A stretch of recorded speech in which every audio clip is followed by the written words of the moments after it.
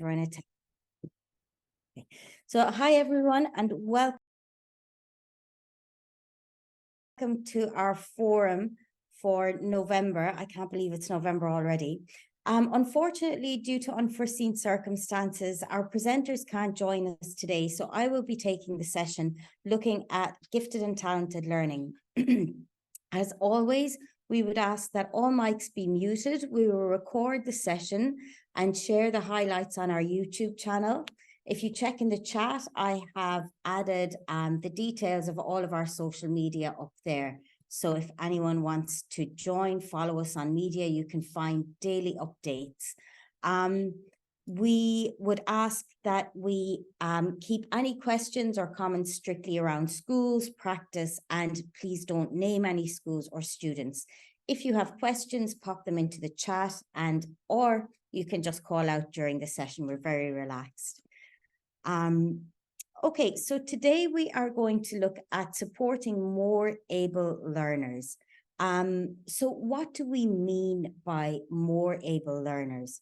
What defines a more able child? So it's generally agreed that the dimensions of gifted and talented students are those who have a general intellectual ability or talent, a specific academic aptitude or talent, creative or productive thinking, leadership ability, visual or performing artistic ability, or psychomotor ability. And it compiles a comprehensive spectrum of ability. It should be approached with a holistic lens where the multifaceted nature of expression can be viewed. A good way to do this is to take Gardner's theory of multiple intelligence as a tool. Now, Gardner's theories have been brought into a lot of question around different approaches from research over the last 10 years. But I think any of us who've been practicing in schools can see for sure that there are definitely propensities toward different types of intelligences, and children definitely, in my experience, lean towards certain methods of learning. Now, I've got a question for you. And if you can put it into the chat, please, what percentage of students do you think should be identified as gifted or talented statistically? And I know a lot of you who've been on at our conferences or who have done some of our courses probably know the answer to this. But approximately what percentage of students would be gifted or talented?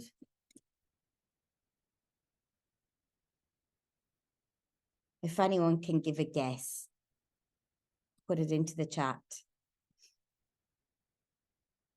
Okay, we've got Betty, 5%, Ross, 10%, Toby, 1%, Gokul, 10%, Farhat, 5%. Okay, we've got some less than 20%, Ihab, 2%, Victoria. Okay, thank you so much for your guesses.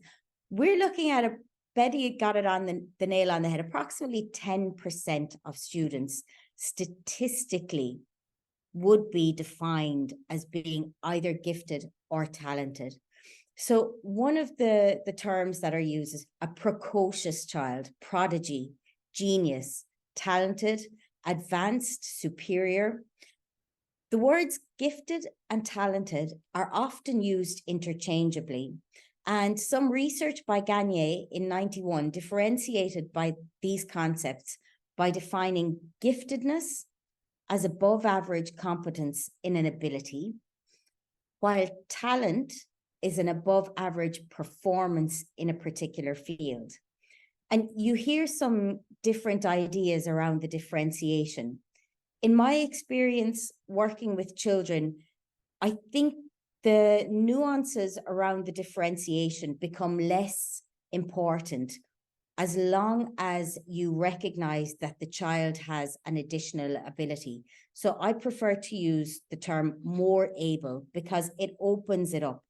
And often we find that students are masking higher abilities when sometimes we have special educational needs, or perhaps social emotional needs, or perhaps they're just not picked up by the school, by the teacher, by their parents.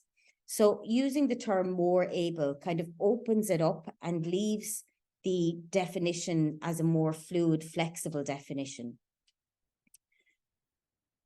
So when we talk about students, innovation, enterprise, inquiry, research, critical thinking, 2.3, work, innovation, enterprise, entrepreneurship. We have PS3, teacher and students interactions, especially those strategies to meet individual needs. Then we have PS3 again, PS3.2, 0.4 and 0.5.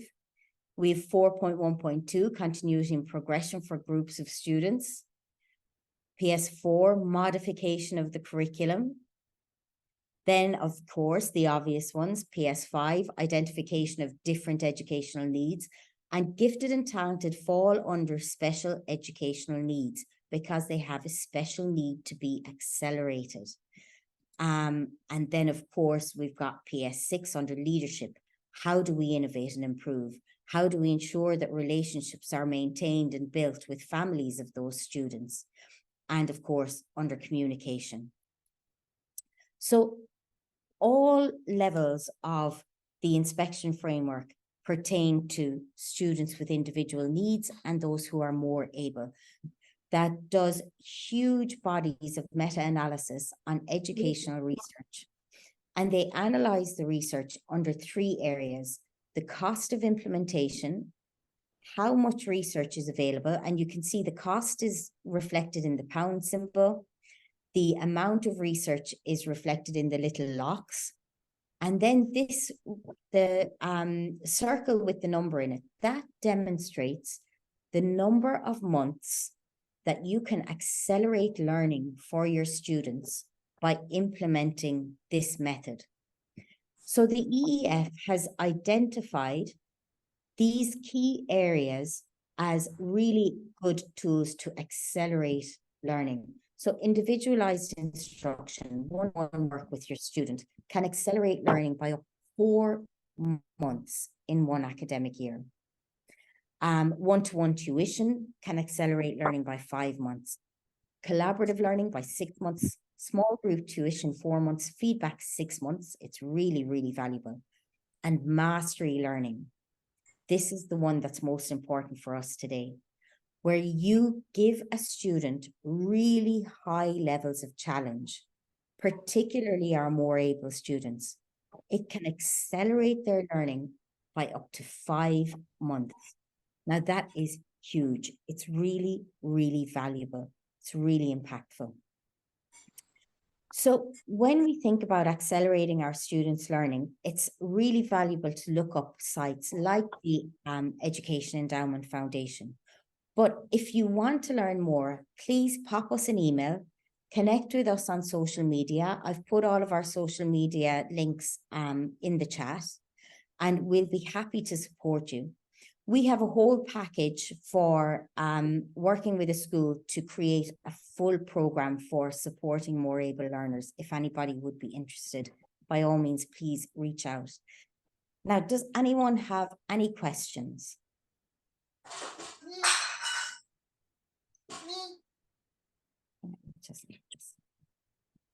Okay, any questions, please pop them through in the chat and I'll be happy to answer.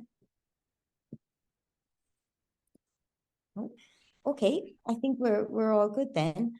All right, everyone. Well, thank you so much for joining today. Again, apologies that our presenters couldn't make it today. Next month is December. So we will be, let me check the dates and I will come back to you. We will possibly have the wonderful Crystal, who I can see is with us today, or perhaps Angelique. We have 3 or 4 people have presented with some really good ideas to present next month. So we'll come back to you with updates about what our topic will be next month. Thank you all very much for joining. And if anybody is under inspection, good luck. And we will see you all very soon. Thanks so much, everyone. Have a good evening. Ma salama. Thank you so much. Thank you so much. Thank you very much.